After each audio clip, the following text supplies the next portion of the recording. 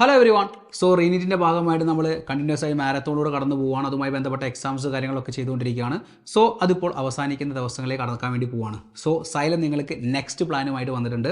So നമ്മൾ 2-ാം തീയതി മുതൽ നമ്മൾ എന്ത് ചെയ്യാണ്, അടുത്ത പ്ലാനുമായിട്ട് നിങ്ങളുടെ മുന്നിലേക്ക് വരികയാണ്. 2-ാം തീയതി മുതൽ നമ്മൾ പുതിയൊരു മൊഡ്യൂൾ സെറ്റ് ചെയ്തിട്ടുണ്ട്. അതായത് 8 മൊഡ്യൂൾ നമ്മുടെ എക്സാമിലേക്ക് അടുക്കുന്നവരും 8 മൊഡ്യൂൾസ് ആയിട്ട് നമ്മൾ കംപ്ലീറ്റ് സിലബസിനെ തിരിച്ചിട്ട് മൊഡ്യൂൾ 1, മൊഡ്യൂൾ 2 എന്ന രീതിയിൽ നിങ്ങൾക്ക് ഒരു ക്ലാസ്സുകൾ പിന്നെയും നിങ്ങളിലേക്ക് കൊണ്ടുവരാൻ വേണ്ടി പോവുകയാണ്. ഈ ക്ലാസ്സുകൾ മാത്രമല്ല നിങ്ങളിലേക്ക് കൊണ്ടുവരാൻ വേണ്ടി പോകുന്നത്. അതായത് മൊഡ്യൂൾ 1 നമ്മൾ മെയിൻലി ഡിസ്കസ് ചെയ്യുന്നത് ഫിസിക്സിലും കെമിസ്ട്രിയിലും ബോട്ടണിയിലും അതേപോലെ തന്നെ സുവോളജിയിലും ഏറ്റവും വെയിറ്റേജ് ഉള്ള ചാപ്റ്റേഴ്സ്, നിങ്ങൾക്ക് ഈസിലി മാർക്ക് സ്കോർ ചെയ്യാൻ വേണ്ടി പറ്റുന്ന അത്യാവശ്യം സിമ്പിൾ ടോപ്പിക്സും അതേപോലെ നല്ല രീതിയിൽ ചോദ്യങ്ങൾ വരുന്നതുമായ ഏറ്റവും ഇമ്പോർട്ടൻറ്റ് ടോപ്പിക്സ് ഉൾപ്പെടുക മൊഡ്യൂൾ 1 ആണ് നിങ്ങൾക്ക് ആദ്യം സെറ്റ് ചെയ്തിരിക്കുന്നത്. അതിൻ്റെ ഒരു എക്സാമ്പിൾ പറയുകയാണെങ്കിൽ ഫിസിക്സ് നമുക്ക് modern physics, dual nature, atom, nuclear, electronics, ആ രീതിയിൽ നിങ്ങൾക്ക് ഓരോ മൊഡ്യൂളും 8 മൊഡ്യൂളുകളായിട്ട് സെറ്റ് ചെയ്തിട്ട് ഫസ്റ്റത്തെ മൊഡ്യൂൾ നമ്മൾ ക്ലാസ് കണ്ട് പഠിക്കുന്നു. നിങ്ങൾക്ക് പിന്നെയും ലൈവായിട്ട് യൂട്യൂബിലൂടെ ഫുൾ ഫ്രീ ആയിട്ട് പിന്നെയും നിങ്ങൾ ക്ലാസ്സുകൾ തരാൻ വേണ്ടി പോവുകയാണ്.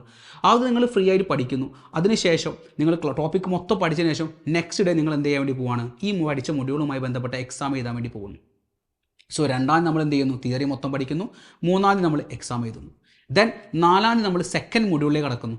സെക്കൻഡ് മൊഡ്യൂൾ മൊത്തം പഠിച്ചതിന് ശേഷം നമ്മൾ സെക്കൻഡ് മൊഡ്യൂളിൻ്റെ എക്സാം മാത്രമല്ല എഴുതുക, ഫസ്റ്റ് മൊഡ്യൂളും സെക്കൻഡ് മൊഡ്യൂളും കൂടി ചേർന്നിട്ടുള്ള എക്സാം ആയിരിക്കും നമ്മൾ ഡേ 5 ചെയ്യുക.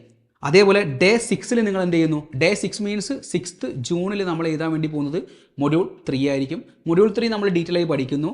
7th നമ്മൾ എന്ത് ചെയ്യുന്നു, ജൂൺ 7 നമ്മൾ എന്ത് ചെയ്യുന്നു, മൊഡ്യൂൾ 1ഉം 2ഉം 3ഉം എല്ലാം കൂടി ചേർന്നിരിക്കുന്ന എക്സാംസുകൾ ചേർത്ത് എഴുതുന്നു. അപ്പോൾ നമ്മൾ ശരിക്കും ഇന്ന ടോപ്പിക്കിൻ്റെ എക്സാമിന് പകരം മൊത്തം ടോപ്പിക്സിൻ്റെ ഒരു സിലബസ് കംപ്ലീറ്റ്ലി കവർ ചെയ്യുന്ന രീതിയിൽ ഒരു ഓഫ്ലൈൻ എക്സാം നിങ്ങൾ അറ്റൻഡ് ചെയ്യുന്നു. ഇനി ഓഫ്ലൈൻ പറ്റാത്തവർക്ക് ഓൺലൈനായിട്ട് നിങ്ങൾക്ക് എന്ത് ചെയ്യാം, എക്സാം അറ്റൻഡ് ചെയ്യാം.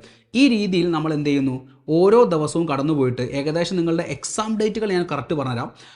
മൊഡ്യൂൾ 1ൻ്റെ ക്ലാസ് 2-ാം തീയതി തുടങ്ങുമെങ്കിൽ മൊഡ്യൂൾ 1ൻ്റെ എക്സാം 3-നായിരിക്കും. മൊഡ്യൂൾ 1ഉം 2ൻ്റെയും എക്സാം 5-നായിരിക്കും. 1ഉം 3 വരെയുള്ള എക്സാം 7-നായിരിക്കും. അങ്ങനെ ഓൾട്ടർനേറ്റീവ് ഡേയ്സിലാണ് നമ്മുടെ എക്സാംസ് നടക്കുക. അങ്ങനെ 9, 11, 13 ആവുന്ന സമയത്ത് 15 ആവുന്ന സമയത്ത് നമ്മൾ ഏകദേശം മൊഡ്യൂളുകൾ കംപ്ലീറ്റ് ആവുകയും അതിൻ്റെ എക്സാമുകൾ എഴുതുകയും ചെയ്യും. ഈ ഡേറ്റിലൊക്കെ എക്സാംസുകളാണ്. ദെൻ 17-നും 18-നും ഒക്കെ ഫുൾ ഫ്രീ ആയിട്ടുള്ള ഫുൾ കംപ്ലീറ്റ് ടോപ്പിക്കുള്ള മോക്ക് എക്സാംസ് ആയിരിക്കും നിങ്ങളിലേക്ക് വരാൻ വേണ്ടി പോകുന്നത്. സോ കംപ്ലീറ്റ് മോക്ക് എക്സാം എഴുതിയിട്ട് നമുക്ക് സംഭവിച്ച ഈ ഒരു റീനീറ്റ് നമുക്ക് എന്ത് ചെയ്യാം, ഒന്നും കൂടി നമ്മുടേതായ രീതിയിലേക്ക് നല്ല രീതിയിൽ പഠിച്ചിട്ട് നമുക്ക് എന്ത് ചെയ്യാം, അടിപൊളിയായിട്ട് എക്സാം ഒന്നുകൂടി എഴുതാം. സോ ഈ ഒരു പ്ലാൻ നിങ്ങൾക്ക് ഭയങ്കര യൂസ്ഫുൾ ആയിരിക്കും. സോ ഈ ഒരു ഓപ്പോസിറ്റ് നിങ്ങൾ മിസ് ചെയ്യരുത്. നിർബന്ധമായിട്ട് നിങ്ങളെല്ലാവരും രജിസ്ട്രേഷനൊക്കെ ഉറപ്പ് വരുത്തുക. അടിപൊളിയായിട്ട് പഠിക്കുക. നമുക്ക് നല്ല മാർക്കോട് കൂടി റീനീറ്റ് ക്രാക്ക് ചെയ്യാം. All the very best guys. By.